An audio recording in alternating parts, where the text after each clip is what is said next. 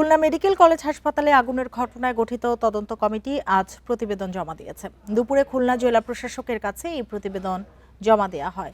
হাসপাতাল কর্তৃপক্ষ জানিয়েছে, বুধবার ঘটনার কারণ জানতে হাসপাতালের পরিচালকের নেতৃত্বে 5 সদস্য বিশিষ্ট তদন্ত কমিটি গঠন করা হয়।